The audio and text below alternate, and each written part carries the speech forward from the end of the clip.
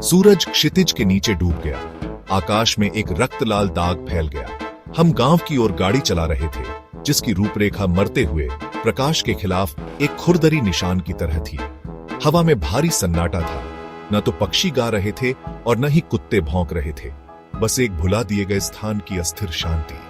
हम 4 दोस्त थे, शहर से भागने के लिए एक सड़क यात्रा पर, उस वायरस से बचने के लिए जो जंगल की आग की तरह फैल रहा था। समाचार रिपोर्टों में बुखार, पागलपन और फिर सन्नाटा की बात की गई थी। अब हमारा इंजन हिचकिचाया, खांसा और बंद हो गया। हम फंस गए थे। चिंता मत करो, मैंने आत्मविश्वास से बोलने की कोशिश करते हुए कहा। हम गांव में किसी को ढूंढ लेंगे जो मदद करेगा। लेकिन जैसे ही मैंने बोला, मेरी रीढ़ में एक सिहरन दौड़ गई। सूर्यास्त की लालिमा में नहाया हुआ गांव एक छिपे हुए खतरे से धड़कता हुआ प्रतीत हो रहा था। हवा खुद भारी और दम घोंटने वाली लग रही थी। इंजन बंद होने के बाद की चुप्पी बहरा देने वाली थी। इसने हमारे दिलों में रेंगते हुए डर को बढ़ा दिया। हम कार से बाहर निकले, अकड़ी हुई अंगों को खींचते हुए। गर्मी की रात के लिए हवा आश्चर्यजनक रूप से ठंडी थी। यह हमारी त्वचा पर छोटे दांतों की तरह काट रही थी। क्या हमें जोखिम उठाना चाहिए? प्रिया ने पूछा। उसकी आवाज मुश्किल से एक फुसफुसाहट थी। हमारे पास कोई विकल्प नहीं है, राहुल ने गंभीरता से कहा, अपने बैग को कंधे पर डालते हुए। हमें मदद की जरूरत है। हमें यहाँ से बाहर निकलना होगा। हमने अपनी आपूर्ति इकट्ठी की, पानी, कुछ स्नैक्स, एक प्राथमिक चिकित्सा किट। यह दयनीय रूप से अपर्याप्त लगा। गांव हमारे सामने खड़ा था, संकीर्ण गलियों और अंधेरे घरों की भूल भुलैया। किसी भी खिड़की में एक भी रोशनी नहीं चमक रही थी। सन्नाटा अस्थिर कर देने वाला था। हम गांव के माध्यम से चले। हमारे कदमों की गूंज स्थिरता में भयानक रूप से गूंज रही थी। घर पुराने थे, मिट्टी और ईंट से बने।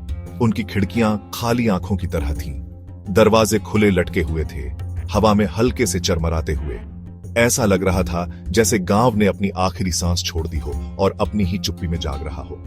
हेलो, मैंने पुकारा। मेरी आवाज कर्कश थी। क्या कोई है? केवल सन्नाटा ने उत्तर दिया। हवा सड़न की गंध से भारी थी, कुछ सड़े हुए की। हम एक कुएं के पास से गुजरे। उसकी बाल्टी उसके किनारे पर पड़ी थी, रस्सी घिसी हुई थी। एक बच्चे का खिलौना मिट्टी में पड़ा हुआ था। इसकी सामान्यता अचानक जीवन में बाधित होने की झलक ने मेरे अंदर एक नई डर की लहर भेज दी। रात हो चुकी थी। आकाश में एक पीला चक्र, चांद, हमारे चारों ओर लंबे भयानक छायाएं डाल रहा था, जो भूतों की तरह नाच रही थी। हम गर्मी के लिए एक साथ झुके हुए थे। ठंडी हवा में हमारी सांसें धुंधला रही थीं। सन्नाटा केवल हमारी अपनी सांसों और हमारे दिलों की उन्मत्त धड़कन से टूट रहा था। यह हमें कहीं नहीं ले जा रहा है। हमें आश्रय ढूंढना होगा। हम गांव के किनारे एक बड़े भवन के पास आए। यह एक सामुदायिक हॉल जैसा दिखता था। इसके दरवाजे खुले लटके हुए थे। हमने चिंतित नजरों का आदान प्रदान किया। यह एकमात्र आश्रय था जो हमें मिला था। हमारे पास कोई और विकल्प नहीं था। दरवाजे चरमराते हुए खुले, एक विशाल हॉल का खुलासा करते हुए। धूल के कण गंदे खिड़कियों से छनकर आ रही चांदनी में नाच रहे थे। हवा भारी थी, बासी। हम अंदर कदम रखे, हमारी इंद्रियां उच्च सतर्कता पर थीं। अंधेरे में एक धीमी गुर्राहट गूंज उठी। हम जम गए। हमारा खून बर्फ में बदल गया। गुर्राहट फिर से आई, इस बार करीब। फिर हमने उन्हें देखा। आकृतियां अंधेरे से उभरी। उनकी आंखें एक अप्राकृतिक प्रकाश से चमक रही थीं। उनकी त्वचा पीली थी, हड्डियों पर तनी हुई। उनके दांत विकृत मुस्कानों में बरे हुए थे। वे एक झटकेदार, अप्राकृतिक चाल के साथ चले, एकल, भयानक भूख से प्रेरित। वे अब मानव नहीं थे। वे कुछ और थे, कुछ राक्षसी। हम संकीर्ण गलियों से बचते हुए टूटती हुई दीवारों पर चढ़ते हुए दौड़े।